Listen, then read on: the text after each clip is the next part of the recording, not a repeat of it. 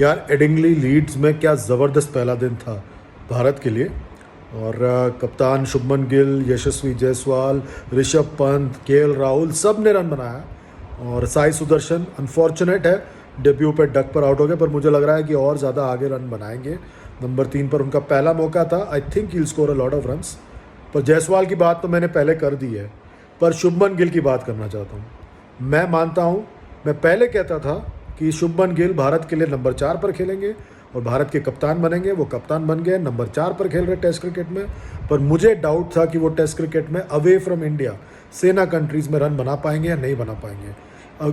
बहुत ही साधारण प्रदर्शन रहा है उनका टेस्ट क्रिकेट में सेना कंट्रीज़ में, और वो देखकर मुझे लगा था कि शायद वो परफॉर्म नहीं कर पाएंगे। पर आज जिस तरह से बल्लेबाजी की शुभमन गिल ने, बेहतरीन, लाजवाब, ज़बरदस्त, जो आप कहना चाहे वो कह सकते हैं। इससे बेहतर प्रदर्शन मैंने नहीं देखा है एक कप्तान के द्वारा। पहले ही टेस्ट मैच में कप्तानी कर रहे हैं और शतक मारा है और अभी भी बल्लेबाजी कर रहे हैं। I think that was a terrific performance by Shubman Gill, full marks to him.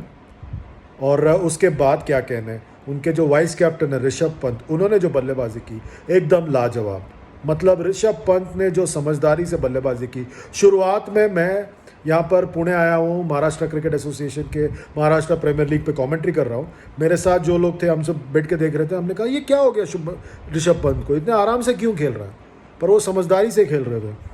उन्होंने जो ऑस्ट्रेलिया में गलती की वो दोहराना नहीं चाहते। जहाँ ऑस्ट्रेलिया में उन्होंने हड़बड़ाहट में जो रन बनाने की कोशिश की, उसको वो नहीं बरकरार रखना चाहते थे। और टेस्ट क्रिकेट को टेस्ट क्रिकेट की तरह गेंदबाज को थोड़ा रेस्पेक्ट देकर, गेंद को रेस्पेक्ट देकर वो खेलना चाहते थे। और उसी की वजह से आज हमने देखा एक अलग ऋषभ पंत शुरुआत में, पर उसके बाद जिस तरह से उन्होंने गेंदबाजों की पिटाई की, ओह ज़बरदस्त। उन्होंने भी 50 मारा। और वो जो शॉट था जो उन्होंने बेन स्टोक्स को उनके इधर से मारा और फिर बेन स्टोक्स हंसने लगे, वो यादगार पल था मेरे लिए, एकदम यादगार पल था। और फिर जिस तरह से क्रिस वोक्स को उन्होंने छक्का मारा, मज़ा आ गया। पर हमें ये नहीं भूलना चाहिए कि ऑस्ट्रेलिया में भी भारत का जो पहला टेस्ट मैच था, इसी तरह ज़बरदस्त तरीके से शुरुआत हुआ था। भारत ने वो पहला टेस्ट मैच जीता और उसके बाद सीरीज़ में वापस कभी नहीं आ पाया। वो गलती इस बार नहीं दोहराना है। मैं बार बार कह रहा हूँ, वो गलती बार बार नहीं दोहराना है। और इसीलिए ज़रूरी यह है कि इतना बड़ा स्कोर खड़ा करे कि गेंदबाज जो है भारत के, उनको मौका मिले 2 बार आउट करने के लिए। आप ये बात बिल्कुल ना समझें कि चूंकि भारत ने रन बनाया है, इंग्लैंड रन नहीं बनाएगा। इंग्लैंड इससे भी तेज़ी से रन बनाएगा। वो तो भारत तो 4.2 के हिसाब से रन बना रहे थे, वो 5-6 तक रन रेट इस्तेमाल कर सकते हैं। तो आपको समझना पड़ेगा। और उनकी लंबी बल्लेबाजी क्रम है 6, 7, 8। मैं बार बार कह रहा हूँ, उनके जो 6, 7, 8 है वो भी आकर रन बनाएंगे। So you have to be very very very careful, and that's what I think India should be looking to do. And hopefully वो उस तरह से परफॉर्म कर पाए और एक तरह से वो एक प्रदर्शन जो है उसका एक सैंपल दे पाए आने वाले दिनों में।